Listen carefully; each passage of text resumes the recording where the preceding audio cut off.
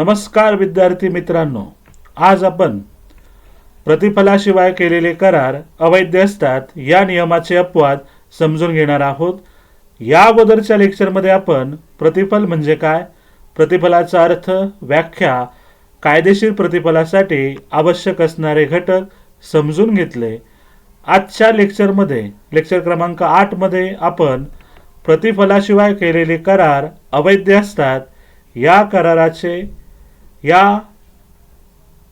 असतात याचे अपवाद समजून घेणार आहोत. मी डॉक्टर दीपक विश्वनाथ डोकळे, सहाय्यक प्राध्यापक, वाणिज्य विभाग, केटीएच महाविद्यालय, नाशिक. चला तर मग समजून घेऊया प्रतिफलाशिवाय केलेले करार अवैध असतात या नियमाचे अपवाद. प्रत्येक करारामध्ये प्रतिफल असलेच पाहिजे. प्रतिफल विरहित करार व्यर्थ ठरत असतो आणि त्याची अंमलबजावणी करता येत नाही. प्रतिफलाशिवाय दिलेले वचन हा देणगीचा ठराव मानला जातो. म्हणूनच प्रत्येक ठरावात प्रतिफल असलेच पाहिजे असा नियम आहे. तथापि खालील परिस्थितीत करार कायद्याच्या कलम 25 अनुसार म्हणजेच भारतीय करार कायदा कलम 25 अनुसार प्रतिफल नसतानाही झालेले ठराव हे कायदेशीर करार असतात. या नियमाचे अपवाद. नंबर 1, नैसर्गिक प्रेम आणि जिव्हाळ्यामुळे दिलेले वचन. जेव्हा दोन जवळच्या नातेवाईक व्यक्तींमध्ये नैसर्गिक प्रेम, जिव्हाळा, वात्सल्य या भावनेतून एक ठराव होतो आणि तो ठराव लेखी स्वरूपात करून त्याची नोंदणीही केलेली असते, तेव्हा अशा ठरावास प्रतिफल नसले तरी तो ठराव कायदेशीर करार होतो. नैसर्गिक प्रेम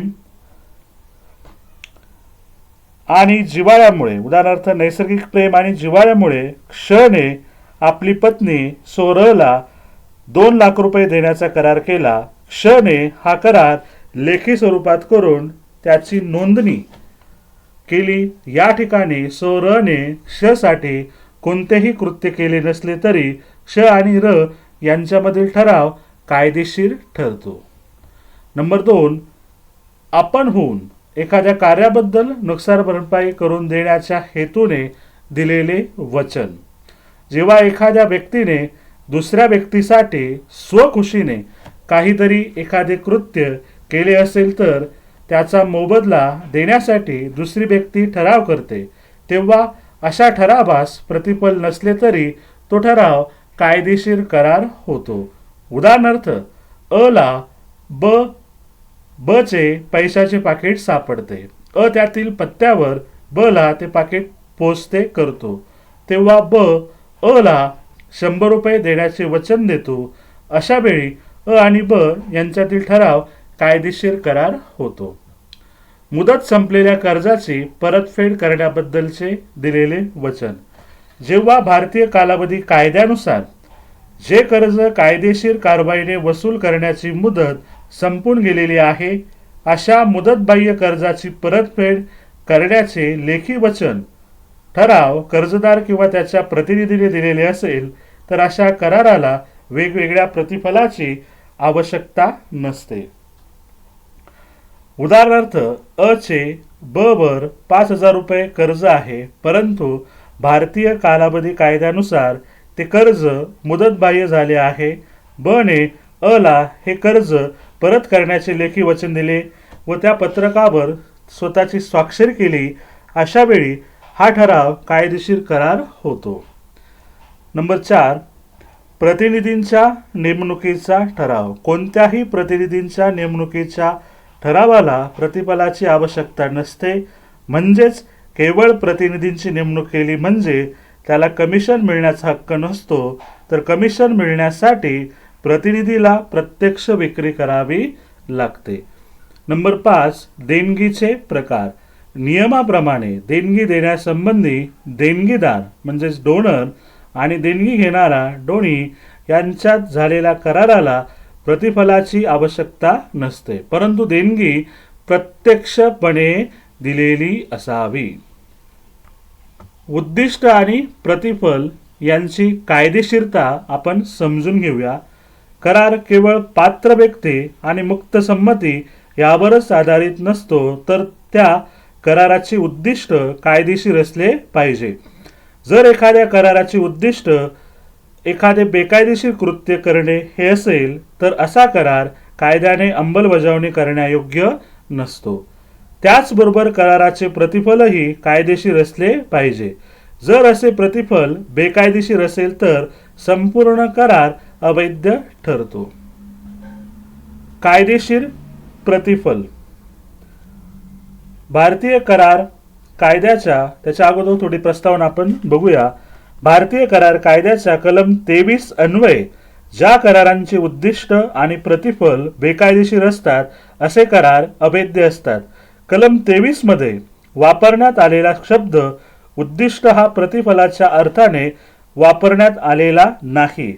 उद्दिष्ट म्हणजे कराराचा हेतू किंवा आराखडा होय. याविरुद्ध व्यक्तीच्या हेतूचा निर्देश होतो. अशा प्रकारे जर एखादी व्यक्ती दिवाळखोर झाली असेल आणि तिच्या धनकोला फसविण्याच्या उद्देशाने त्या व्यक्तीने योग्य प्रतिफलाच्या मोबदल्यात करार केला असेल, तर प्रतिफल कायदेशीर असूनही उद्दिष्ट बेकायदेशीर असल्याने असा करार अवैध ठरतो. कराराचे उद्दिष्ट आणि प्रतिफल दोन्हीही कायदेशीर असावे, अन्यथा असा करार अवैध ठरेल. या ठिकाणी कायदेशीर म्हणजे कायद्याने मान्य असलेला. चला तर मग बघूया कायदेशीर प्रतिफल. जर क ही व्यक्ती ब ला देणे असलेली रक्कम रुपये 5 लाख देऊ शकली नाही, तर ती रक्कम 3 महिन्यानंतर परत करण्याचे वचन अ देतो.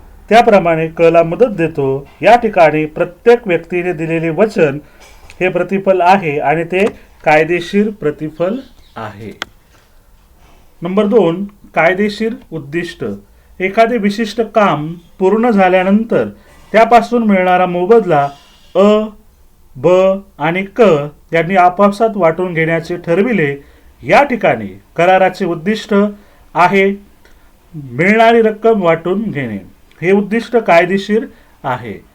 नंबर 3, बेकायदेशीर उद्दिष्ट. अ ने ब ला सार्वजनिक सेवेत नोकरी देण्याचे वचन दिले. त्यासाठी ब ने त्याला 10 लाख रुपये देण्याचे वचन दिले. हा करार अवैध आहे, कारण अशा प्रकारे पैसे देऊन सार्वजनिक सेवेत नोकरी देणे हे सार्वजनिक धोरणाच्या विरुद्ध आहे आणि त्यामुळे ते कायदेशीर आहे. या ठिकाणी करारातील प्रतिफल बेकायदेशीर असल्याने अ आणि ब यांच्यात झालेला करार अवैध आहे. यानंतर उद्दिष्ट आणि प्रतिफल बेकायदेशीर असण्याची स्थिती आपण समजून घेऊया. नंबर 1, कायद्याने प्रतिबंध असलेले कृत्य. कायद्याने प्रतिबंध नसलेले उद्दिष्ट आणि प्रतिफलच फक्त बेकायदेशीर असतात. जर अशी उद्दिष्टे आणि प्रतिफलाला कायद्याने बंदी असेल, तर असे करार अवैध ठरतात. या ठिकाणी कायदा म्हणजे भारतात लागू असलेला कायदा. उदाहरणार्थ, अ ने ब ला काही वस्तू विकण्याचे ठरविले. अ ला हे माहीत आहे की या वस्तू देशाबाहेरून चोरून निर्यात केल्या जाणार आहे. हा करार बेकायदेशीर करार आहे. नंबर 2, परवानगी दिल्यास कायद्याच्या तरतुदी भंग करणारे कृत्य. कराराचे स्वरूपच असे आहे की जर त्याला परवानगी दिली तर त्यामुळे कायद्यातील तरतुदींचा भंग होणार आहे. या कराराचा उद्देश आणि प्रतिफल बेकायदेशीर असते. याचाच अर्थ असा की केवळ प्रत्यक्षच नव्हे तर अप्रत्यक्षपणे कराराचा उद्देश आणि प्रतिफल बेकायदेशीर असेल तर असा करार बेकायदेशीर असतो. नंबर 3, फसवणूक. जर एखाद्या कराराचा उद्देश एखादी महत्त्वाची बाब लपवून ठेवून दुसऱ्या व्यक्तीला फसवायचे असेल, तर कलम 23 अन्वये असा करार बेकायदेशीर असतो. नंबर 4, व्यक्ती किंवा मालमत्तेस हानी. एखादा करार जर दुसऱ्या एखाद्या व्यक्तीस किंवा त्या व्यक्तीच्या मालमत्तेस हानी पोचविण्याच्या उद्देशाने केला असेल, तर असा करार बेकायदेशीर असतो आणि कायद्याच्या कलम 27 अन्वये अवैध असतो. अनैतिक कृत्य. नंबर 5, अनैतिक कृत्य. ज्या कराराचा उद्देश किंवा प्रतिफल अनैतिक असेल असा करार अवैध ठरतो. अनैतिकता त्या त्या ठिकाणी प्रचलित असणाऱ्या परिस्थितीवर ठरते. काही कृत्य अशी असतात जी सगळीकडे अनैतिक ठरतात. नंबर 6, सार्वजनिक धोरणाच्या विरोधी कृत्य. जर न्यायालयाला असे वाटले की एखादा करार सार्वजनिक धोरणाच्या विरुद्ध आहे तर न्यायालय तो करार अवैध ठरवू शकते. सार्वजनिक धोरणाच्या विरुद्ध म्हणजे सार्वजनिक हितास अपायकारक असणारे कृत्य होय. सार्वजनिक हिताच्या विरुद्ध ही संकल्पना बदलणारी संकल्पना आहे. असे सार्वजनिक हिताच्या विरुद्ध असणारे करार बेकायदेशीर असतात. तर आजच्या लेक्चरमध्ये आपण उद्दिष्ट आणि प्रतिफल यांची कायदेशीरता समजून घेतली. या अगोदरच्या लेक्चरमध्ये आपण प्रतिफल, प्रतिफलाचा अर्थ, प्रतिफलाच्या व्याख्या, कायदेशीर प्रतिफलासाठी आवश्यक असणारे घटक समजून घेतले. आजच्या लेक्चरमध्ये आपण करारामध्ये असणारं उद्दिष्ट, करारामध्ये असणारं प्रतिफल हे कायदेशीर असायला हवंय म्हणून आपण त्या मुद्द्यांचा विचार केला. त्यामध्ये आपण कायदेशीर प्रतिफल कशाला म्हणतात ते समजून घेतलं. कायदेशीर उद्दिष्ट, बेकायदेशीर प्रतिफल, बेकायदेशीर उद्दिष्ट यांचा आपण विचार केला. त्यानंतर कायद्याने प्रतिबंध असलेले कृत्य, परवानगी दिल्यास कायद्याच्या तरतुदी भंग करणारी कृत्य, फसवणूक, व्यक्ती किंवा मालमत्तेस हानी, अनैतिक कृत्य, सार्वजनिक धोरणाच्या विरोधी कृत्य इत्यादी कायदेशीर उद्दिष्ट आणि प्रतिफल आपण समजून घेतले. यानंतरच्या लेक्चरमध्ये आपण संमती, कन्सेंट ही संकल्पना समजून घेणार आहोत. इथे काही रेफरन्सेस मी दिलेली आहे. ही रेफरन्सेस बघून आपण अजून आपल्या ज्ञानामध्ये वाढ घडवून आणू शकता. त्या दृष्टिकोनातून या रेफरन्सेसचा उपयोग करून भारतीय करार कायदा 1872 यामध्ये दिलेल्या वेगवेगळ्या संकल्पना, आवश्यक घटक आपण कायदा आणि कलम यानुसार समजून घेऊ शकतो. म्हणून माझी अशी अपेक्षा आहे की आपण विद्यार्थी म्हणून या सर्व संदर्भ पुस्तकांचा वापर करावा. त्याचबरोबर आपले काही टेक्स्टबुक असतील त्यांचा आपण नियमित वाचन केलं पाहिजे आणि त्यातून जर आपल्याला काही अडचण असेल तर तुम्ही आमच्याशी संपर्क साधू शकता. एक विषय शिक्षक म्हणून आम्ही तुम्हाला नक्कीच मदत करू. तर मला वाटतं आजच्या या लेक्चरमध्ये आपण प्रतिफल ही संकल्पना पूर्ण केलेली आहे. मला खात्री आहे ही संकल्पना आपल्यास व्यवस्थितपणे समजली असेल. त्याबद्दल खात्री बाळगून मी इथे थांबतो आणि यानंतरच्या लेक्चरमध्ये आपण पुन्हा भेटणार आहोत. संमती, त्या लेक्चरमध्ये संमती, संमतीचा अर्थ, संमतीच्या व्याख्या आपण समजून घेणार आहोत. मुक्त संमती कशाला म्हणतात, मुक्त संमतीसाठी आवश्यक असणारे घटक आपण भारतीय करार कायदा 1872 आणि त्यातील कलमांनुसार समजून घेणार आहोत. आणि त्यातून करार करताना आपण संमती कशाला म्हणतात हे आपल्याला कळाल्यामुळे भविष्यात दैनंदिन जीवनामध्ये करार करताना नक्कीच त्याचा आपल्याला उपयोग होईल. तर सर्वांनी हे लेक्चर खूप चांगल्या प्रकारे ऐकलं असेलच. त्याबद्दल सर्वांचे धन्यवाद. थँक्यू.